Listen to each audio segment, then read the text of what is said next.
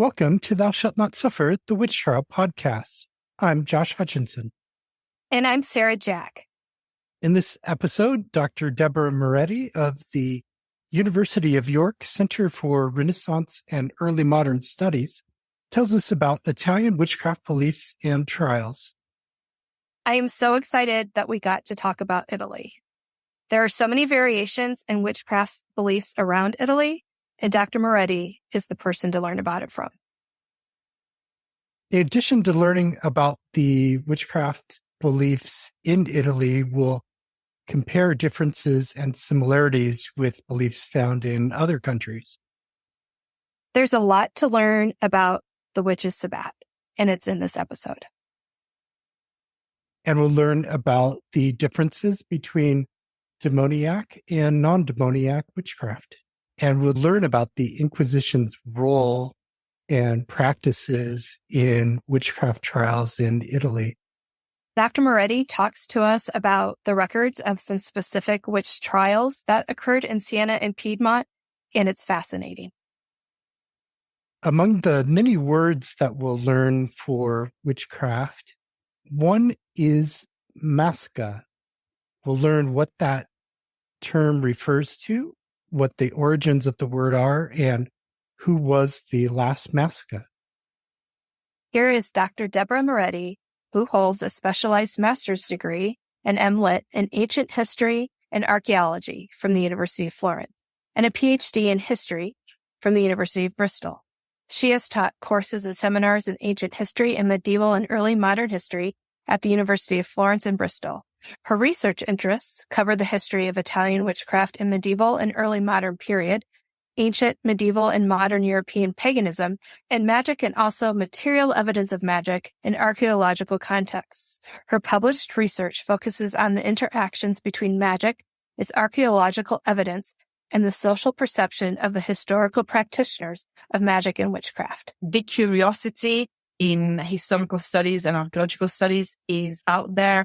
I have just done a 3 days public outlet for archaeology. I had many young people that are doing also history, and the interest is there. So that's a positive sign. We, as you know, we just did in July a witchcraft conference, a magic and witchcraft conference over 2 days. When I say we, it was myself and Tabitha Stanmore from the University of Exeter. We organized the conference and we really wanted to give more space to early career researchers following magic and witchcraft academic studies. And I have to say, many people were surprised of the interest. The interest is still there. There are new avenues being studied, being researched. Therefore, I think magic and witchcraft studies are still in a very good place. And there is a new blood coming in. And it was really exciting to have them all. Great exchange of ideas. We both have learned quite a lot. And because of that, next year is already in preparation. Next year will be the 3rd year. So last year, it was just me organize it. And I had big names like Ronald Hutton or Owen Davies, Marina Montesano from Messina University, just to assess their research. Where this year we focused on early career researchers because we wanted to see, is there a follow-up to the big names? And there is. So yes, exciting times for studies in magic and witchcraft in all directions, from spatial analysis to linguistic analysis, not just history or archaeology, ethnography, anthropology. So it's still very vibrant, which is good to see, really.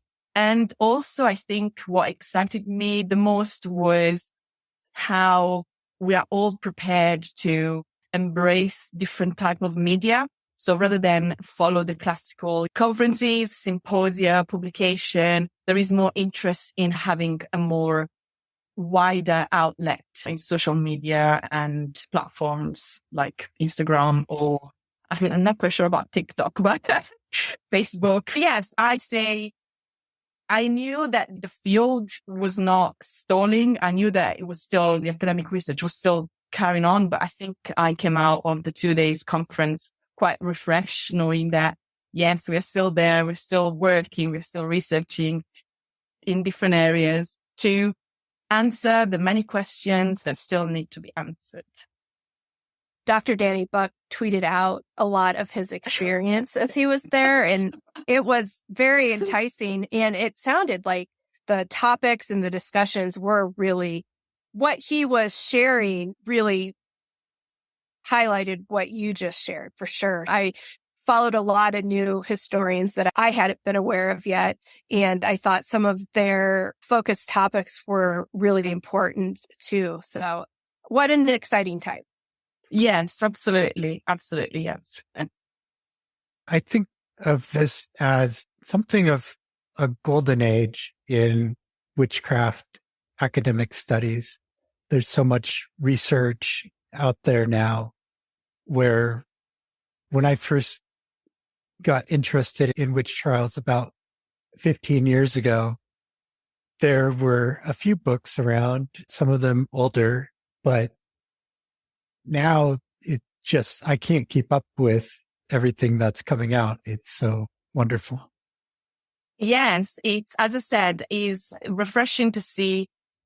So, of course, up to maybe 5 years ago, everybody was following the same pathways because I think the usual pathways have to be explored more in depth. And now that we have explored them, there is like an explosion. For example, there is a focus on the inner emotions of basically of both the accusers and the people that were accused, and even of the judges or the inquisitors. What was their background culturally, but also what was the input that put them there to ask certain questions. There is a focus on, as I said, spatial narratives. So, for example, there was a panel dedicated to the location of the Sabbat.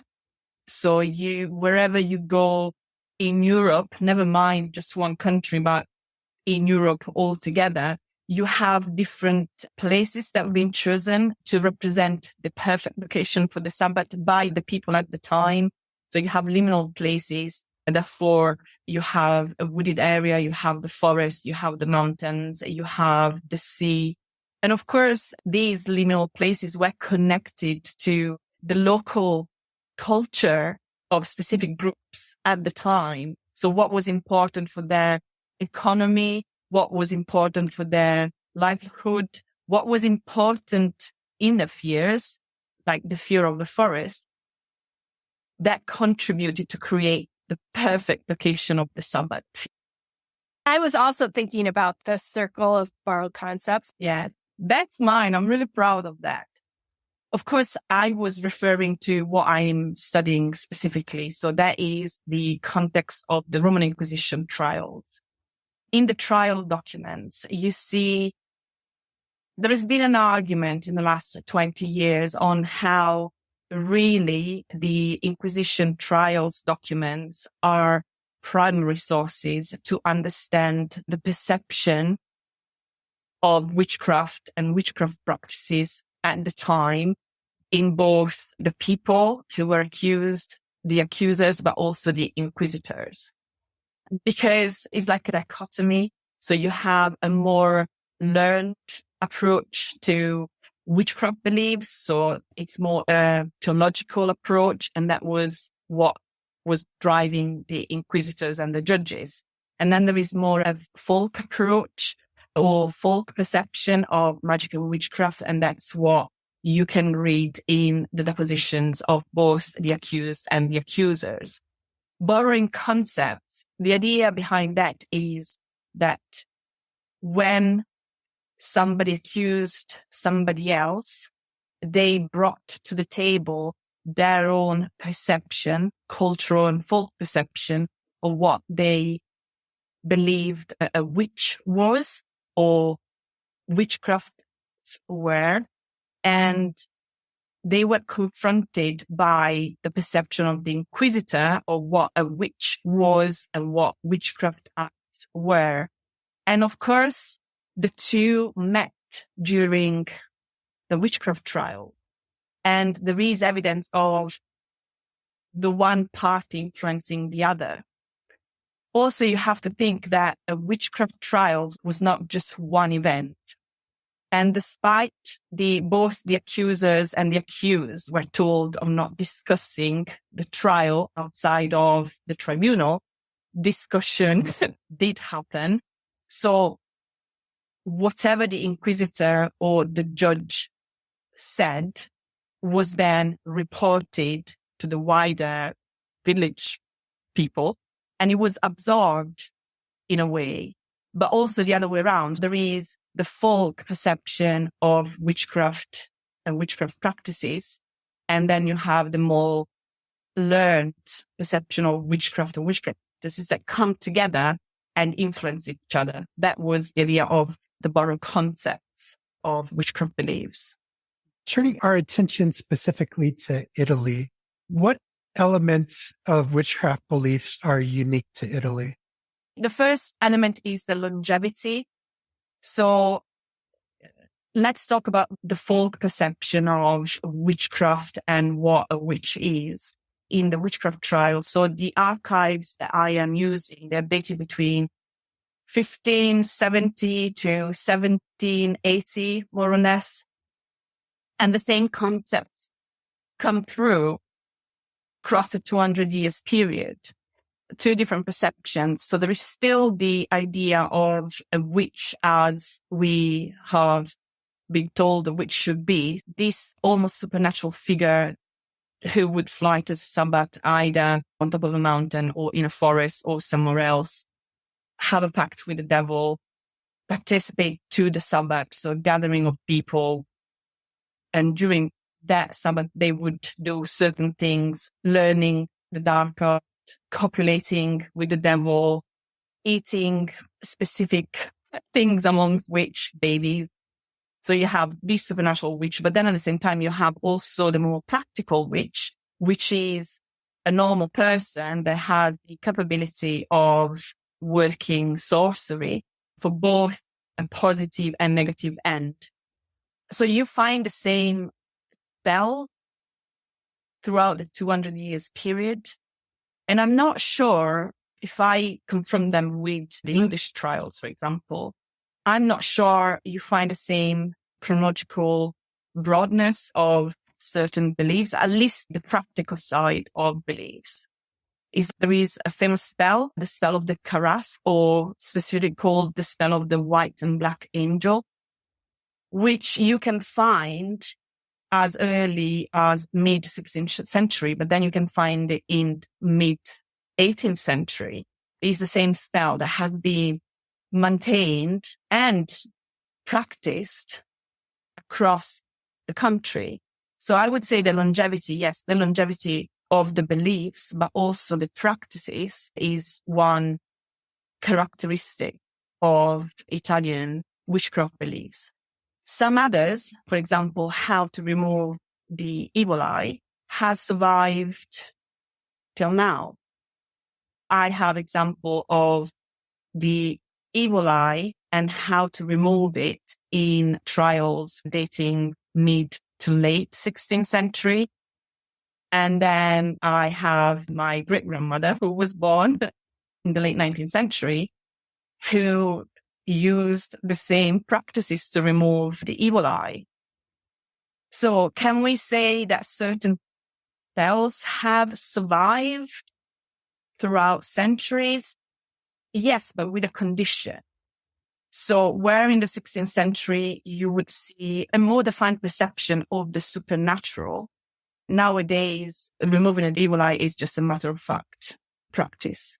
So it has a less supernatural perception in it, if you like. So definitely the longevity of the beliefs, both as what a witch is and what the practices are.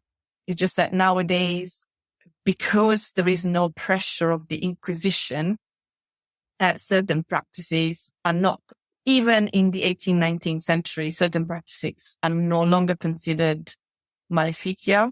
So there's no connection to heresy. They are still there in some form. So continuity, absolutely. The perception has changed. We no longer think that the devil has a major part in it. We're no longer talking of heresy, but we're still talking of bad and good practices, and certain practices are specifically maintained to help people to overcome certain problems.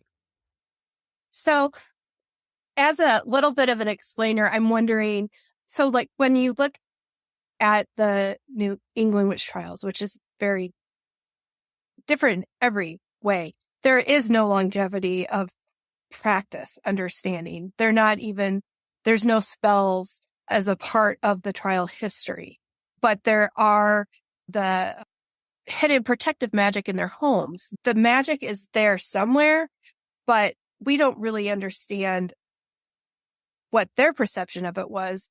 And we don't even have a perception of it today here in the United States. It's very interesting to me that we were targeting and murdering women as witches in the United States, but there wasn't even that element of spells or anything with it. So it seems very different. And I just wonder what people need to understand about that. I think the element was still there, but has not been recorded in the primary documents. Owen Davies has written a great book. I think it came out in 2013, which was American Bewitched, the story of witchcraft after Salem. And he pointed out that the perception of witchcraft and magic practices did not end at 1692.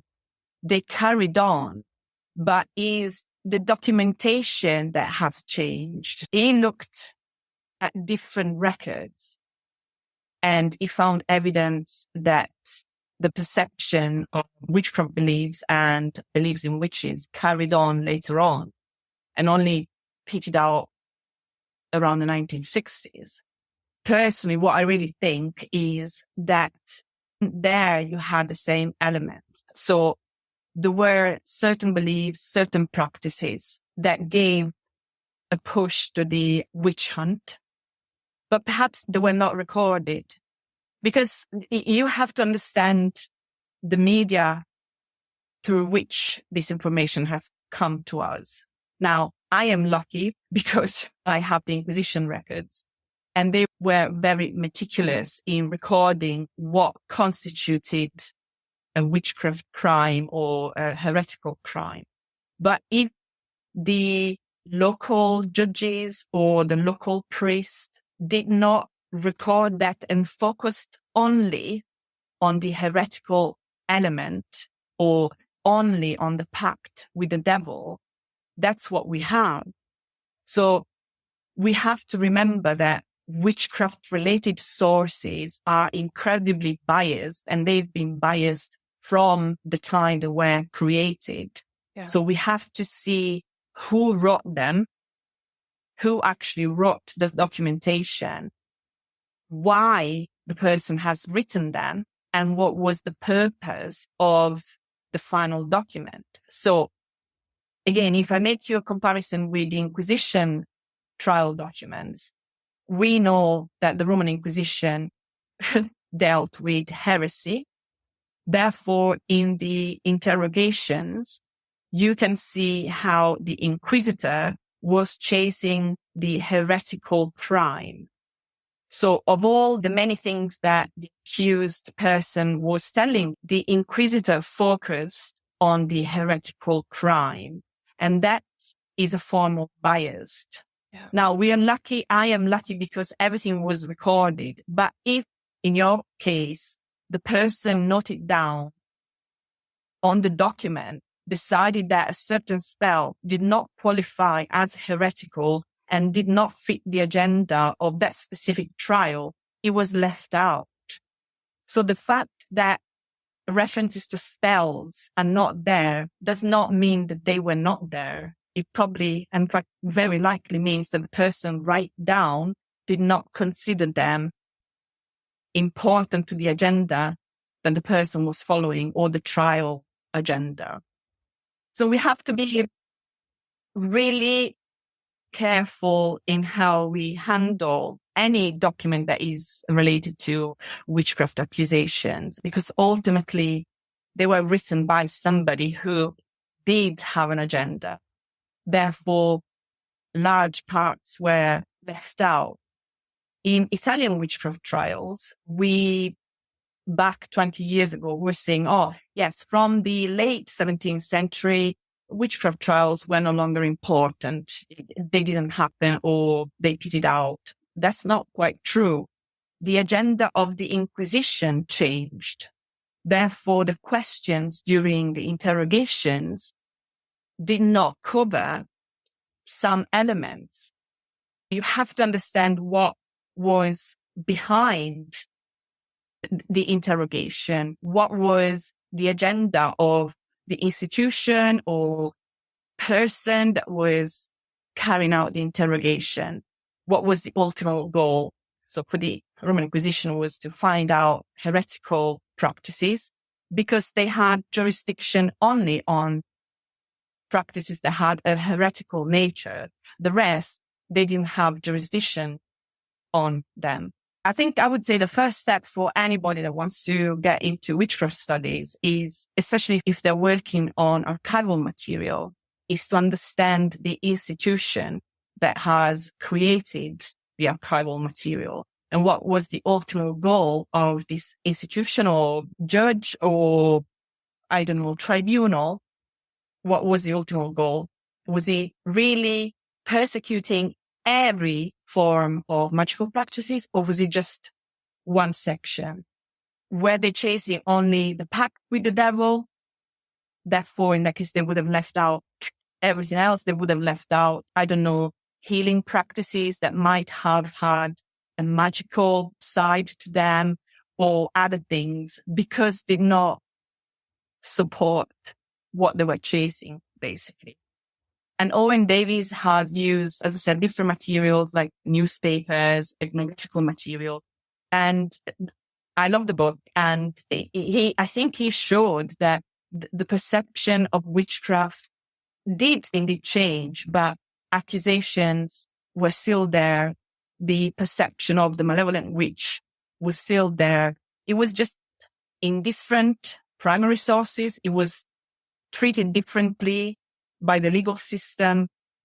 It's a different form, but the beliefs themselves, they were still there. And I think maybe spells and magical practices were there, but they were not recorded because not necessary for what they were looking for.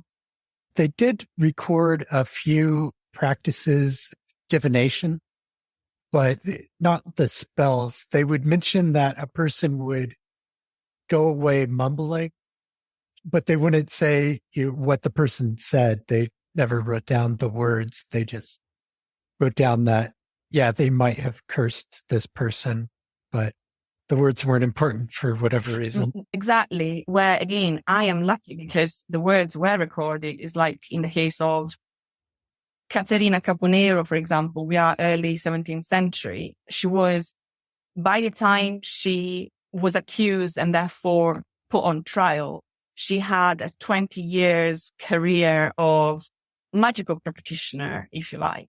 And she did all sorts of things. She did love spells. She did healing spells. She was quite well known in the community. The real reason why she ended up in front of the Inquisitor was because of this specific spell of the White Angel, Black Angel, which the Inquisitor's manuals saw as heretical because, shall I tell you what the spell is so you understand? This is a spell that is very famous. And as I said, it has survived. It was practiced across Italy for 200 years. So basically, the person doing the spell would collect holy water from a church and put the holy water in a carafe. The person then would get a holy candle, usually what was left over of Candlemas, so a specific type of candle. They would put the candle, so the carafe on the table, the candle behind the carafe. And then they would ask either a child or a nun, somebody who had not had sexual intercourses, or a virgin human being, to look into the carafe.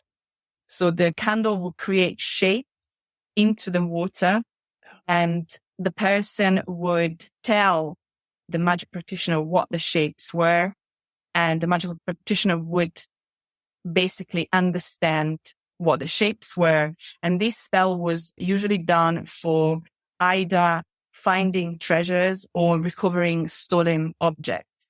Now, even some churches across Italy would ask the help of magic practitioners to use this spell if they had some goods stolen by others.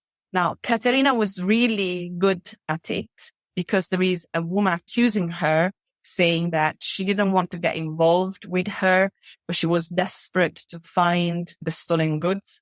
So she went to Caterina, and not only Caterina saw where the goods were, but Caterina also saw who had stolen the goods. And we don't know if then the woman went and got her goods back, but she was adamant on the fact that Caterina she never said, oh, she's good, but she said something on the lines of, I was surprised and she was right. She told me who they were, and I knew that they were these people. So of 20 years magical practices career, the Inquisitor just focused on this one because the Inquisition manuals said that the Black Angel is the devil. So the magical practitioner was interacting with the devil. And that was that. Never mind the fact that she cured many people. Never mind that she used other things for love magic. That was the thing that got her in trouble. And she was in and out of prison for decades, and she got tortured for this, and she was basically in prison. So you see, if the Inquisitor or the tribunal was not really careful in taking notes of what she was saying, we would have missed her love spells or her healing spells, and we would have known of her only of the white angel, black angel spell. See how very narrow. So it depends on who is noting down the interrogation.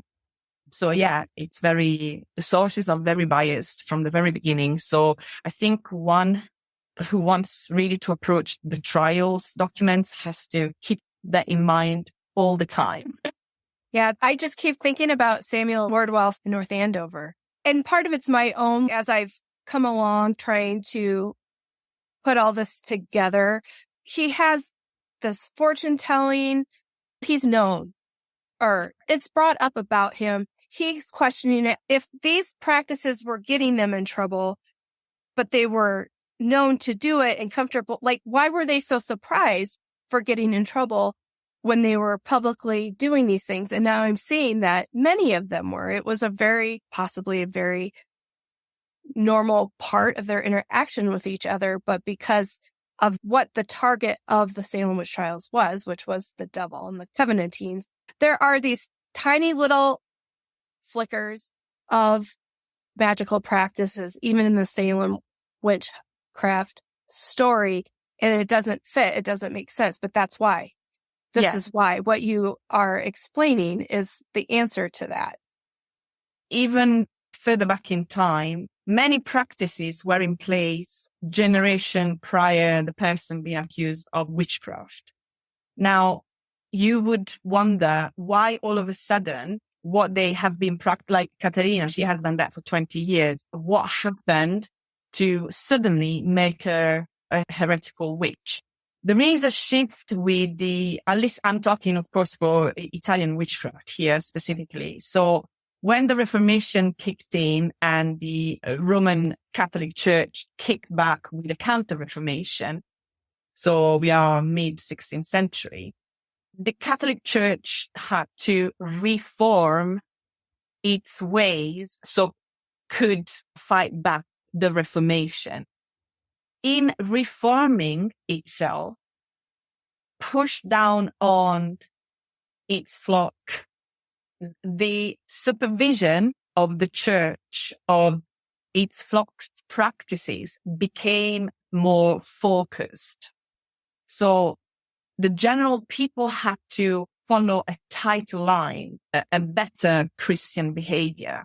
So all of a sudden, the practices that they have carried out and learned from their parents, and they have freely carried out up to that point, became dangerous practice. Yeah. Or the church started to consider them dangerous.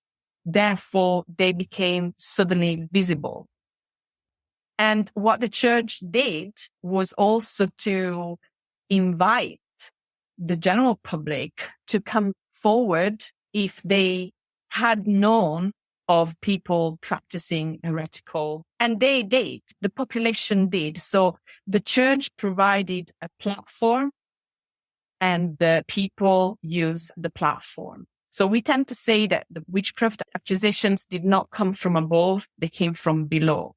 So once there was a platform created by the church, the general people used it, and that's when the accusations started. And the accusations, a good percentage of the accusations were between neighbors, within the same family.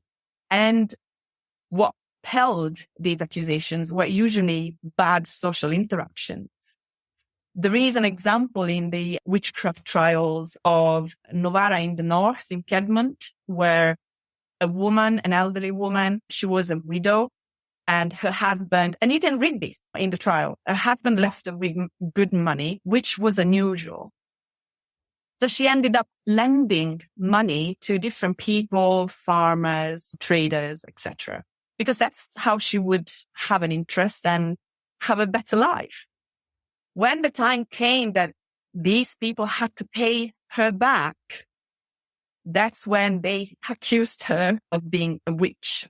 So she was bad-tempered, and everybody knew that. And they used that to say that she was a witch, so they didn't have to pay the money back. Yeah. So you see, once they had the platform upon which to act, they did act on it, and they accused whoever they were unhappy with at the time. They accused these people. But then if you come forward to nowadays, don't you think people would do the same? If the authorities created a platform where you could get rid of your neighbor that has been making your life miserable for 15 years, wouldn't you do that? I think what happened there is very human behavior, pettiness, jealousy, even competitiveness, played a role. And also social situation, generally speaking, these people struggled in their day-to-day lives. So they had to make their lives better. And they had a place to do that. They had a stage upon which play all these things. So witchcraft trials are, so complicated. There are so many factors that one has to keep in mind. And that's why it feels like you are never a specialist. You are one person that continues to study even the same witchcraft trials, because you have to approach them from different viewpoints, and you have to understand exactly the role played by everybody in a specific trial. You can't just see the side of the accused. You have to see the side of the accusers. You have to understand what type of economy was there at the time. You have to understand the political scenery of the time, the religious background of the time, and then also considered, in my case, what was the ultimate goal of the Roman Inquisition? What and who were they chasing? It's like Caterina, for example, she was a bit surprised of all these accusations. And she did say, I've been operating for so many years. And she actually did say, I even went around saying, I'm really good at doing this and that, magical practices. And she had a good trade. And she could not understand why all of a sudden she was being accused by the very same people who she helped. Because the main accuser on her trial was a really disgruntled wife who had a cheating husband. And the wife thought that the cheating husband was cheating on her because he was somehow bewitched. Personally, I don't think so, but there you go. That's my very personal opinion.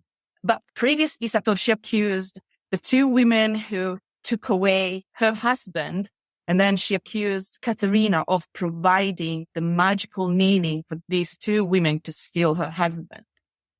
Now, previous that, few years previous that, and this is in the trial, the same wife did go to Katerina for a love spell to have her husband back.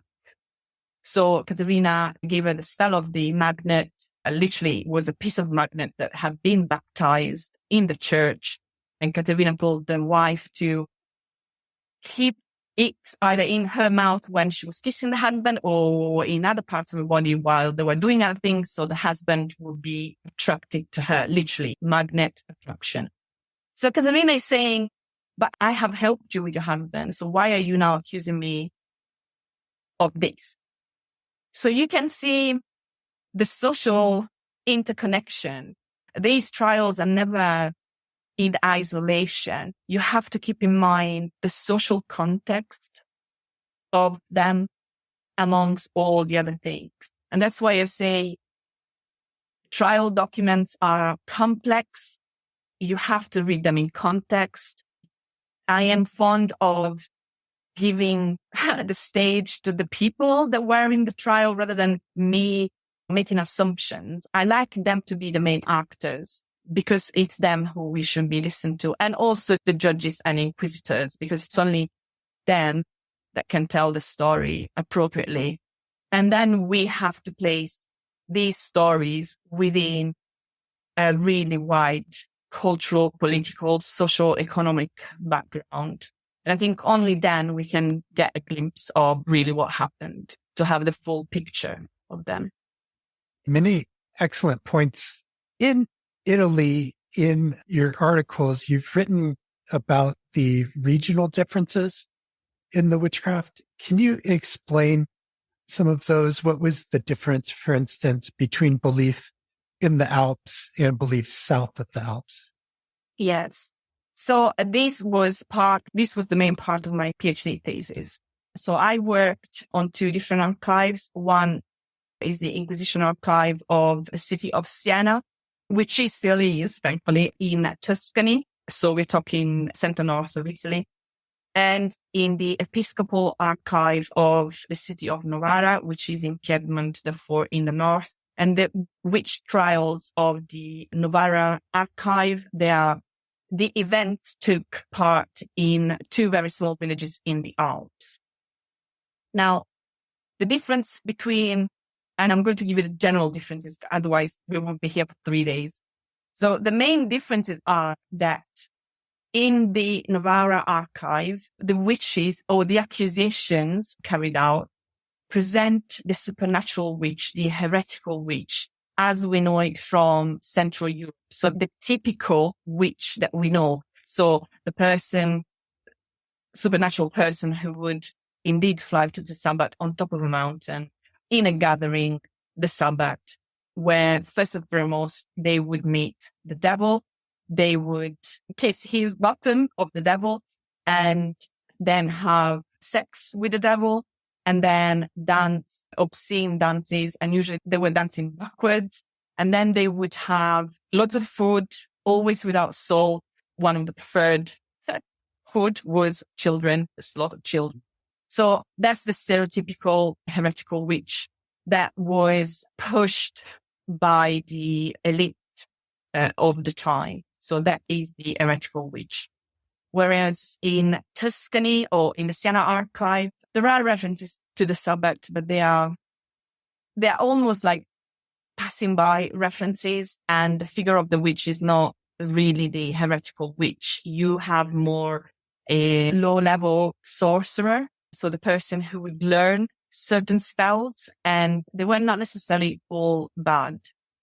So the majority of the spells that you find in the accusation, that you find in the north, as I said, they are heretical acts and mainly killing children, adoring the devil and all that. So that is pure apostasy, and that's why that is a heretical crime. Where in the Siena archive, you find healing spells, you find love spells, you find what at the time called ad terroros spells. So they are spells to make usually men win games or find treasures. You do have references to the devil, but they are very specific. The adoration of the devil in central Italy or in the Siena archive is usually associated with priests, nuns, or educated people. The references to the devil of your normal folk is you don't find the devil much. And when you do find it, it has almost like a secondary role. They addressed the saints, they addressed God, they addressed the angels, they even addressed stars, certain stars. And then if all that did not bring a change, then they addressed the devil. The devil was not that important. It was part of a supernatural universe. The majority of these people, apart the few like the priests or the aristocrats or the nuns, the majority of the people accused were poor people. They were struggling. So in the trials, you see how they justified certain acts as a way of making their life better. So sometimes you have people saying, when they've been asked, did you address the devil? And they say, oh, yes, but it wasn't my first choice. I went to saint so-and-so first, and then the angel, and then the bright star. And then I had to go to the devil because nobody else made it happen. So you have this feeling that the Sabbat is not important, not even in the accusations, because if we want to understand the Sabbat, we have to read the accusation. So in the accusations of the Novara, Piedmont, North, you have people accusing somebody else of flying to the Sabbat and committing apostasy and kissing the devil's bottom. Where in the Siena archive, there's not much there. There are references, but they are not your typical heretical gatherings. Now, you find different references to different types of Sabbats across Italy. So these are not the only two typologies. It's almost a regional perception of the Sabbat. But whereas in the north, you have your typical Sabbat that you also have in Central Europe, for example, or even in Scotland. In the center and maybe the south, it's more local. So you have the walnuts of Benevento, or you have other types of Sabbat. So there are more folk perceptions of the Sabbat, where in the north, as in the rest of Europe, is the stereotypical Sabbat that was imposed from above. So it's more of a diabolical pact that's important in the north. And in the south and central, it sounds like it had more to do with magic that was being used for practical purposes. Yes. And it's the magic itself doing the harm versus what the source of the magic is. Yeah. Okay. Exactly. Perfect. Perfectly. Yeah. Perfectly spotted. Can you tell us about the different words there were for witchcraft and witches? You pointed out several different words, and they had somewhat different meanings. Yes. So strega is the one that we all know the best because it's the one that comes from Latin. And that has survived into modern time. But then you have, for example, the masca that seems to come from a more Germanic type of substratum. This is my hypothesis. The different names for witch in Italy, they are determined by the different languages in different regions. For example, in the areas that were, because you have to remember that in Italy, you didn't just have the Roman Inquisition, you also had the Spanish Inquisition in the south and some parts of the center. And then you had the episcopal tribunals, etc. So it was a very complex religious situation regarding witchcraft.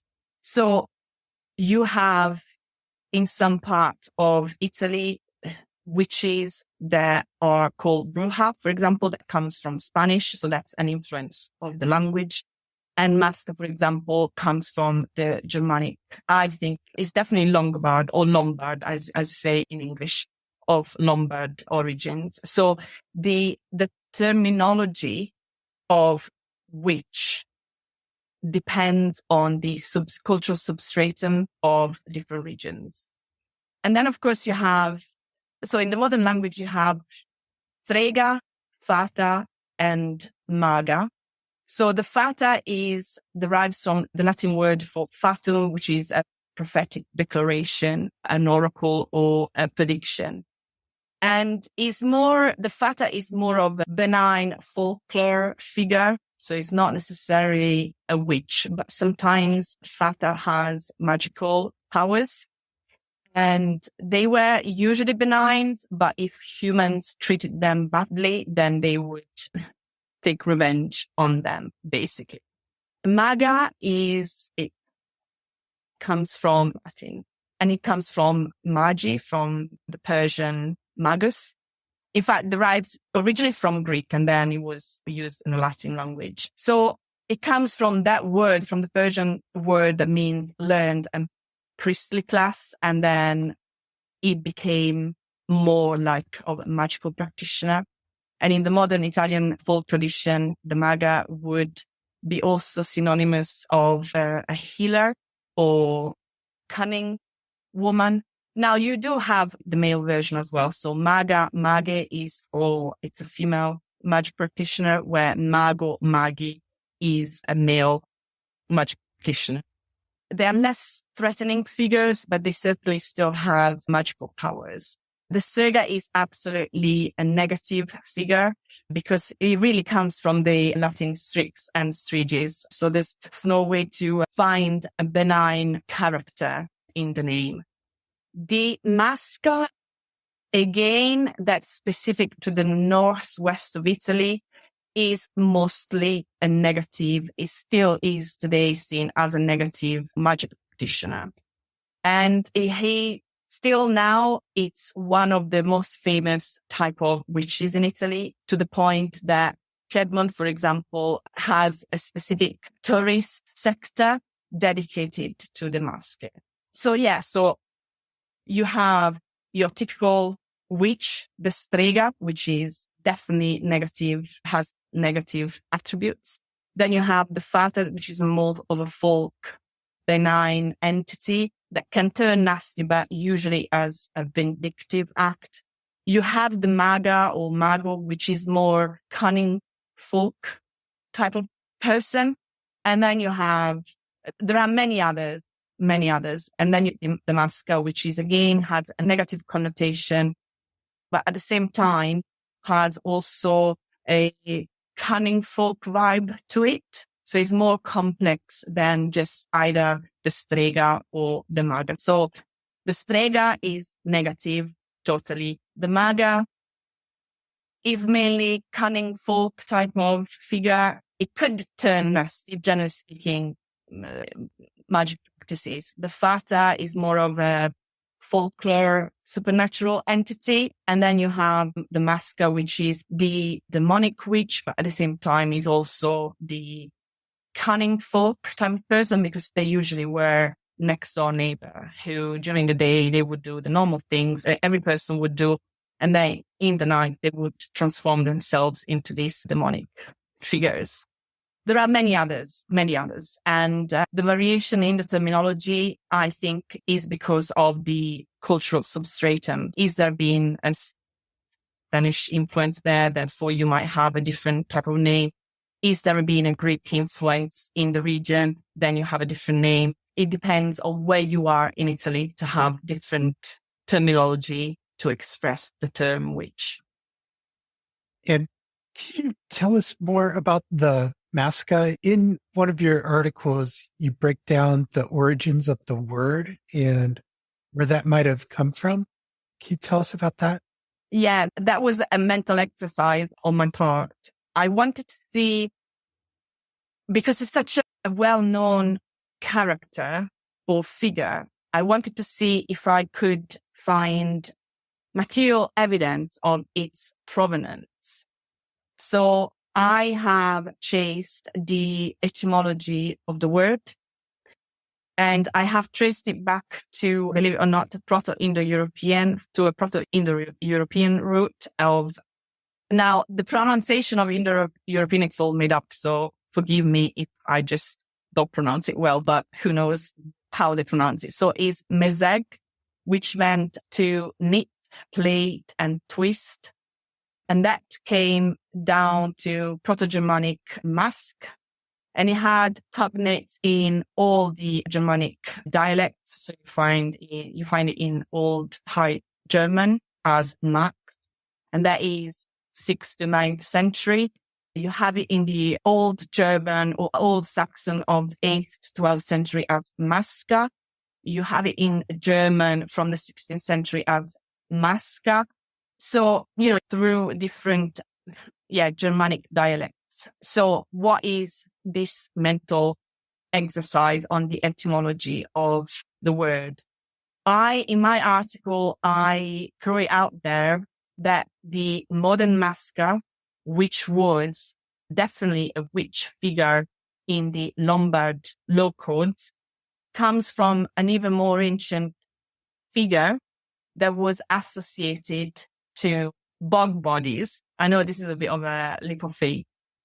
And I say that maybe the original etymology of maska, which means, as we said, to knit, plait, twist, is perhaps a memory of a practice carried out from Iron Age cultures in Europe to basically deliver bodies into bogs, and they were usually pinned down by knitted material or twigs. So that's the mental exercise. Now, I have no evidence of that because we need more work, but we know, for example, from Tacitus, that certain individuals within certain societies were punished by drowning in marshes or bogs, and they were pinned down into the bogs. So in my article, I'm just wondering if the Lombard witch maska, which has survived as a witch figure in modern times, still called maska, actually is a memory of an ancient sacrificial or punishment of certain individuals not well accepted within specific societies. We know from Tacitus that the people that were pinned down in bogs were prostitutes or unclean individuals. Not quite sure what that means, but clearly there were individuals that were not well accepted within the society when they practiced this. I don't think there were sacrifices per se, but they were definitely killed because of their perceived crimes. So could that be? Maybe there is still more work to be done because it's very difficult to bring together the philological interpretation of a term and then find the archaeological evidence, an act that we can see in the archaeological records that could explain the evolution of an etymology. And then can that be transferred to a historical figure? That was a mental exercise. I think it is possible because bug bodies are a specific, it was not your usual burial. There were reasons, either rituals or social reasons for certain individuals to be dumped into marshy areas. Why were they pinned down?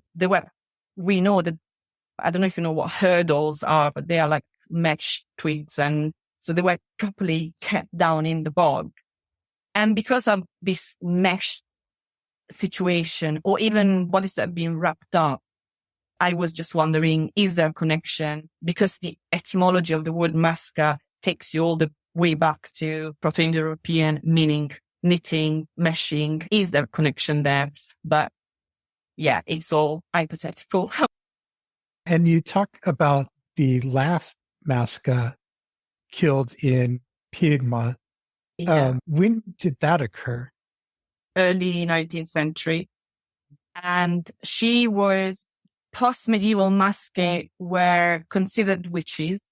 And they were told to possess a specific book that would give them the power to carry out their act.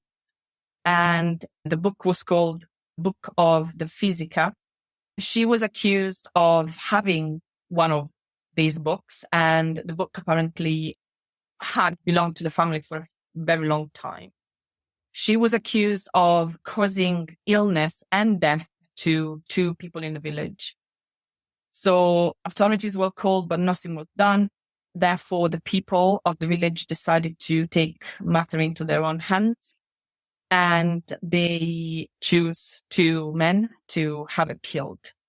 And these 2 men were never prosecuted for the murder because the village basically supported their alibi. Therefore, they were never prosecuted. And yes, she was killed by them just because the village thought that she was a witch.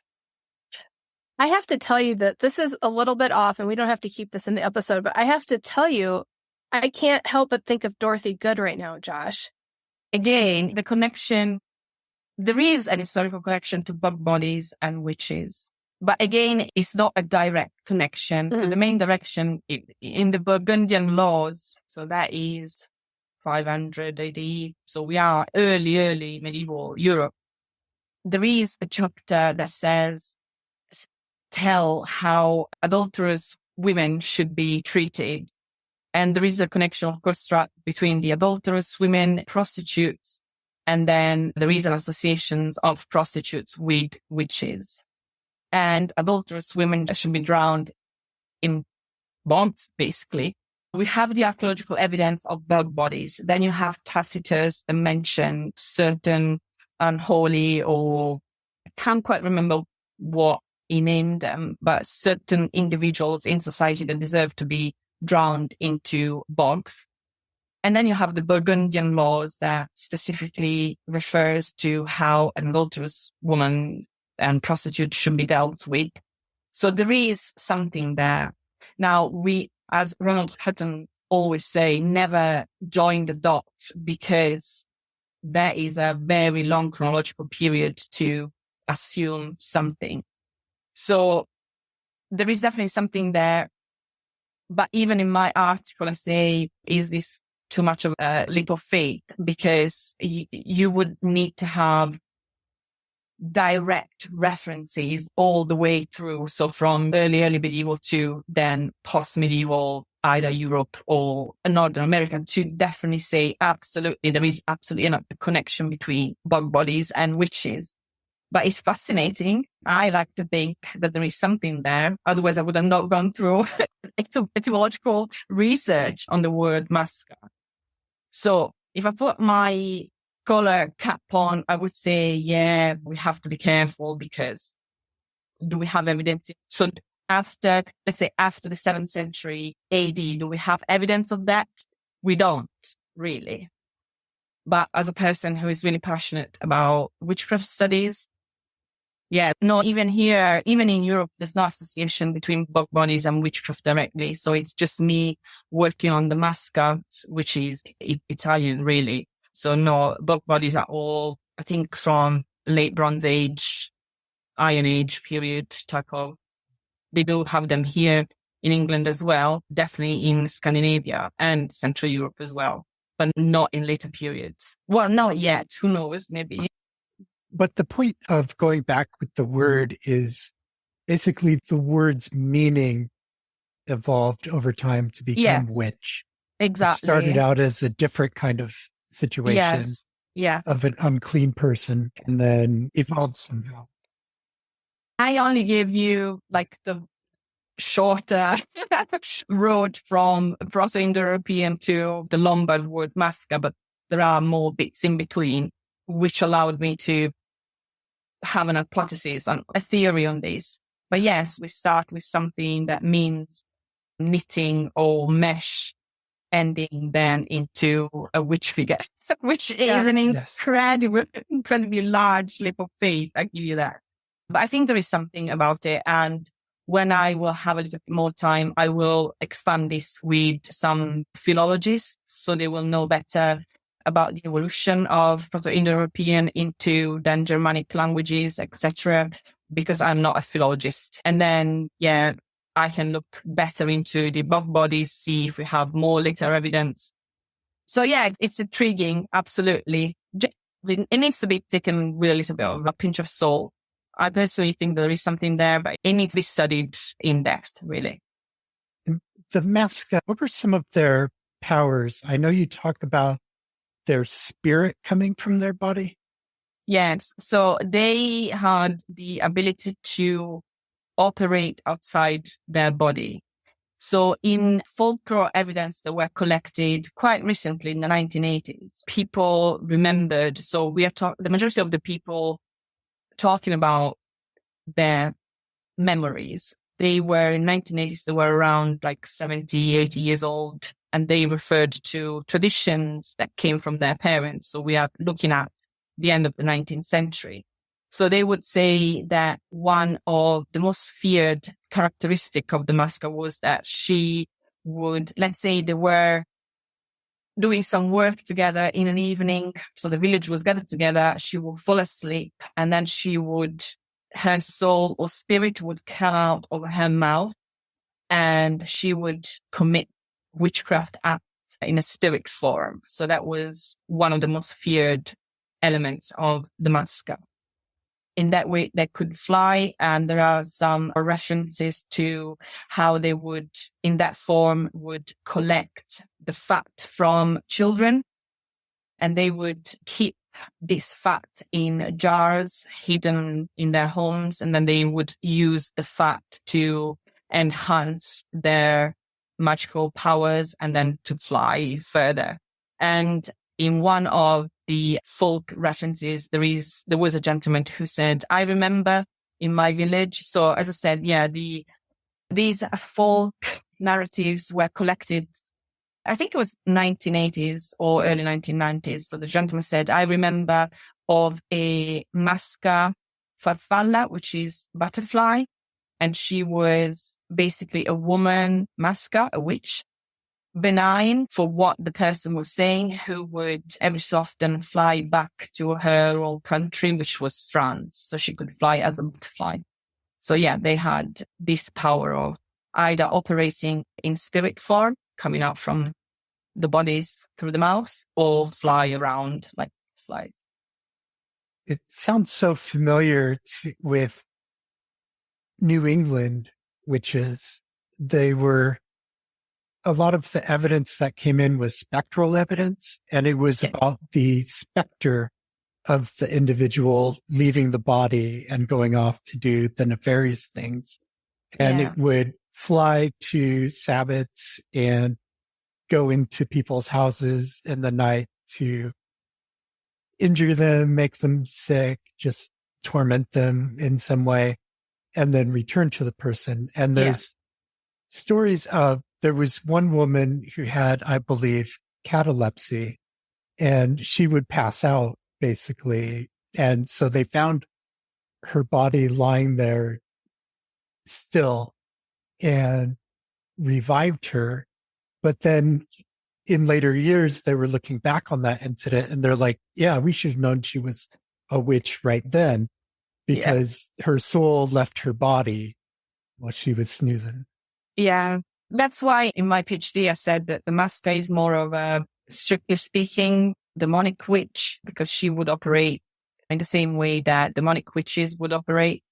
So yeah, but the idea of the Masca being the demonic witch was perceived earlier on, even in the Lombard law codes, because the Masca was somebody who, like a striga, a witch, a bad witch, would eat a man inside out. So they had supernatural abilities to hurt people from inside out, absolutely. Differently from the various witches from the Siena archive, for example, where you really don't have that. There are a few elements that they did hypnotize parents inside their own homes to steal children and then steal the fat of the children. But again, they compared to the quantity of the trial documents. These elements are few in percentage.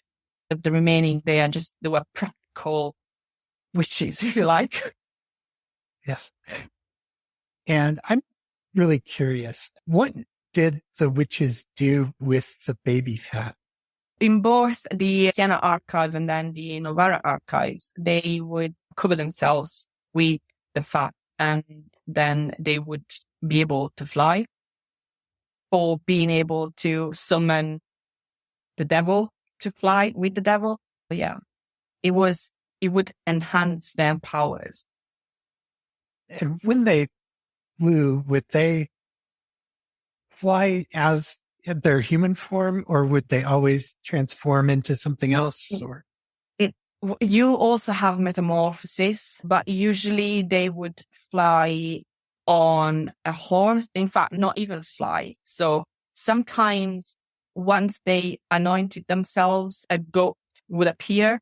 That's the devil, and the goat would take them to the Sabbat. Sometimes it's a speaking horse. Sometimes they would fly themselves. So it depends. There are so many traditions on how to get to the Sabbat. There is one common element, though. While in motion, they could not mention God, the Virgin Mary, Jesus, or any of the saints. Otherwise, their magical power would disappear and they would fall down. And there are some of them that would say, and all of a sudden, I walk in the middle of a field covered in roses because I said, Dio, Maria, and Jesus, and all the magic disappeared, and then they became normal again. yeah, we have them on broomsticks. Sometimes Satan would appear as a horse or a dog or some animal to them, but usually they would ride on a pole to the Sabbat. And What about each other? Isn't there a couple that just rode another witch? there was something where they made somebody ride them, but there were crashes. There were times where the pole snapped and they fell to the ground, and that's recorded in their confessions. And there's one story of one witch clinging on to the other for dear life because she was falling off the pole. So they were very elaborate in their descriptions of flight in New England, at least during the Salem trials, when the devil really played such a critical role. Yeah. I found detailed narrations of the food that they would have at the Sabbath. Loads of food, high status food. So that is almost what they were wishing, because of course their daily food wasn't that type of food. And all the time the food had no salt in it, because the salt again would annihilate the magical power. And sometimes they say basically great variety of food, really lush, but then when they ate it, it tasted charred material, like sand or burnt material. So that gives you the idea that even in their narratives, they knew that all that was just an illusion, the illusion of the devil. The salt is very interesting because I've seen that elsewhere used in protective magic. Yeah. To form a circle around you with protection, that kind of thing. We still have in Italy, I remember seeing my mom spreading salt at the bottom of our external staircase to make sure that there was no evil coming in. And we still say, do not steal salt. And if you do, then you have to chop a little bit behind your shoulder to make sure. So the salt has always had counter witchcraft or counter magic properties of, it was an apotropaic mineral, is being used in antiquity as well. Yeah. I just had this idea of the salt as we talk about sympathetic magic, and where a property, there's a transference of some property of something that's like another thing. And the salt, because it preserves the food against rot and decay, maybe it also protects the person in other ways. That is very possible. Very possible. Also, remember that salt has healing properties. What is the first thing you do when you cut yourself if you don't have whatever the name of the alcohol-based solutions, you just use hot water and salt. So yeah, healing property and preservation of food. Yes, absolutely. Yeah. Sympathetic magic right there. Yeah, you'd mentioned some other sympathetic magic earlier. Was that common in witch trial cases?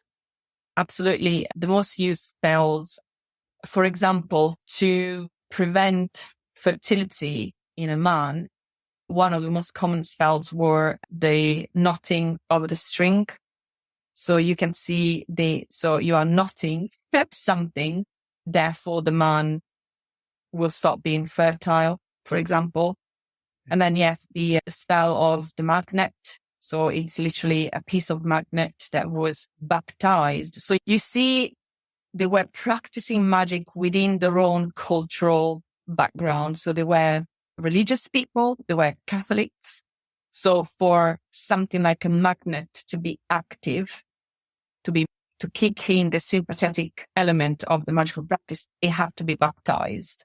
And this was baptizing random objects was a thing, because we find sermon that stating these ignorant, backwards people bring all sorts of things to be hidden under the altar to be baptized. So the priest did not know what he was baptizing, to give the magical power to certain objects, because the church itself had a magical element. And that's why amongst the different apotropaic objects, you would also have saints figurine carried on the body, or prayers carried on the body. Their perception of apotropaic was vast and certainly included liturgical object, liturgy itself. Everything could be used in a different way from what. And people still wear protective medallions and amulets today. Yes, absolutely. This, again, is one of those human elements that never goes away. And I think there is, at least for me, it's comforting to know, because I use amulets. I wear certain type of stones in my jewelry, or a specific metal in my jewelry. And it is for me a sort of comfort to know that what I am doing has been done for thousands of years.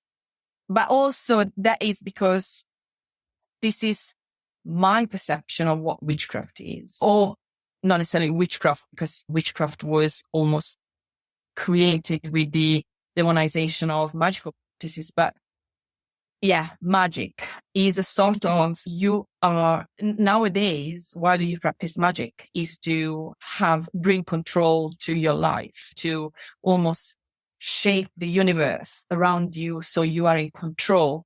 And for what I read from not all of them, but a good percentage of the witchcraft trials documents, that's why some of them did that.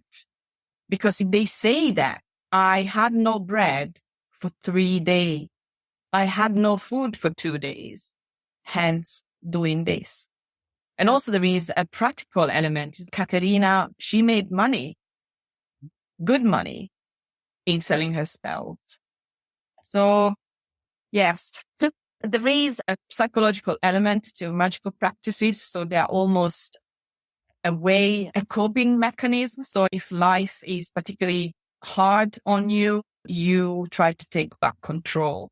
And I think as it applies today, it did apply back then. And there is that element. And then there is the practical element. So people either truly were magical practitioners and they made money out of it, or they pretended to be magical practitioners so they could basically almost force people to help them. Otherwise, they would put spells on them, even if they were not magical practitioners. Was there anything else you wanted to talk about before we wrap up? We have to have more social media coverage. Academic study of witchcraft and magic has to have more media coverage. because in the past tended to be more for specialists, where I think it has to go out there to a wider public. So thank you very much. Thank you to your listeners. And now for a minute with Mary.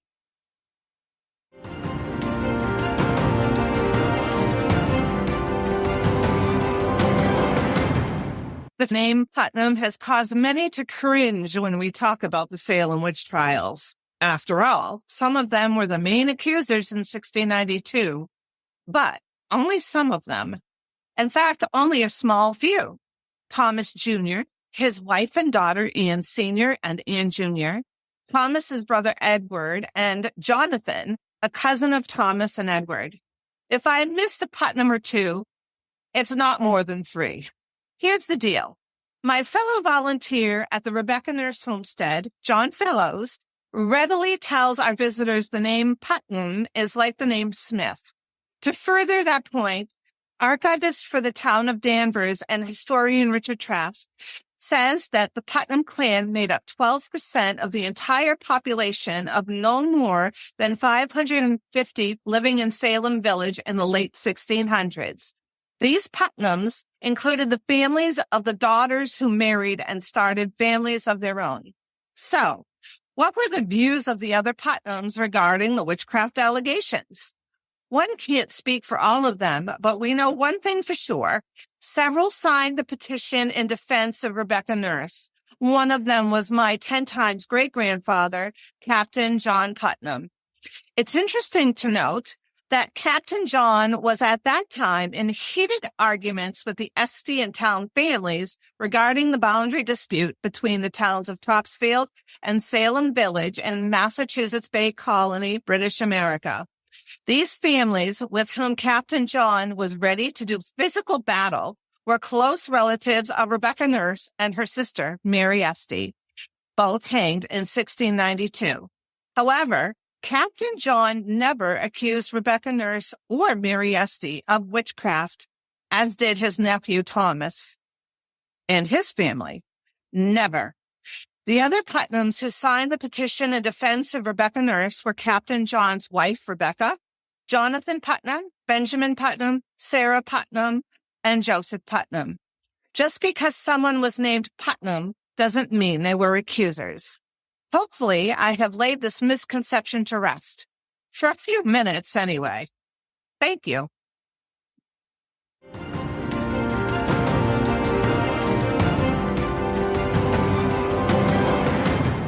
Thank you, Mary. Here's Sarah with End Witch Hunts News.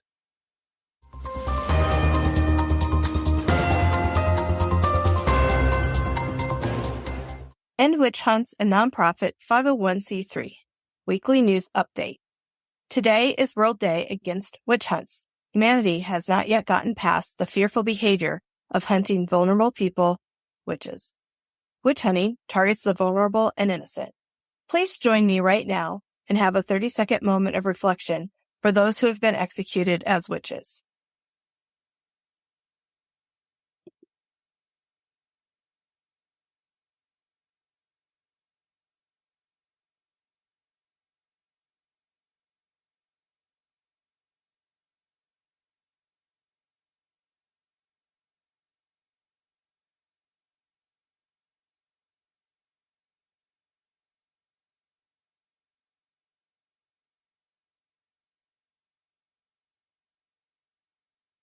If you would like to spend more time reflecting, you should do so and pause the episode. On August 10th, 2020, World Day Against Witch Hunts was started in order to recognize the violence in at least 41 countries around the globe, such as countries in Africa, Oceania, and Latin America, where fearful, panicked people target vulnerable, scared people because of witchcraft fear and blame. The victims are hunted, tortured, and often killed. The inaugural World Day Against Witch Hunts was in 2020. This date of remembrance was chosen to honor the attack on a woman in Papua New Guinea on August 10, 2012. She was accused of being a witch by residents of her village and tortured for days. She survived the violence, was able to escape, and was brought to safety with the help of advocate and Swiss nun, Sister Lorena Ginnell. And so, The International Catholic Mission Society launched August 10th as the day to draw attention to the devastating consequences of sorcery, accusation-related violence, and witch hunts, to connect experts and advocates, and to grow awareness and pool violence prevention and education initiatives. Work with us on growing this day of remembrance and take time to post words, like August 10th, World Day Against Witch Hunts 2023, in order to amplify this annual day of education and remembrance. We want it to be an annual anticipated day of recognition for the victims and advocates facing this crisis daily. It is a Memorial Day and a day of education. Worldwide, multitudes of victims do not have a physical memorial, but they now have the World Day Against Witch Hunts. Tell your friends about it and send them our way to learn more. Thank you for being a part of Thou Shalt Not Suffer podcast community. We appreciate your listening and support. Keep sharing our episodes with your friends. Have conversations with them about what you are learning and how you want to jump in to end witch hunts with your particular abilities, influence, and network. Community development that works to end witch hunts is an ongoing long-term collective effort for all of us to participate in. You can learn more by visiting our website, and the website's listed in our show notes for more information about country-specific advocacy groups and development plans in motion across the globe. Get involved. Visit endwitchhunts.org. To support us, make a tax-deductible donation. Purchase books from our bookshop or merch from our Zazzle shop. Have you considered supporting the production of the podcast by joining us as a super listener?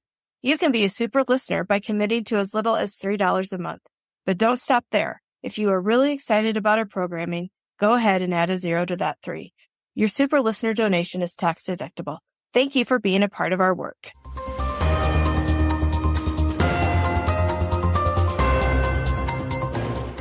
Thank you, Sarah. You're welcome. And thank you for listening to Thou Shalt Not Suffer, the Witch Trial podcast. We'll be back to talk with you next week. So subscribe wherever you get your podcasts, and you'll have that episode downloaded and ready to go when it comes out on Thursday. Visit our website, thoushallnotsuffer.com. And remember to tell your friends, family, acquaintances, and neighbors about the show. We thank you for supporting our efforts to end witch hunts. Visit us at endwitchhunts.org to learn more. Have a great today and a beautiful tomorrow.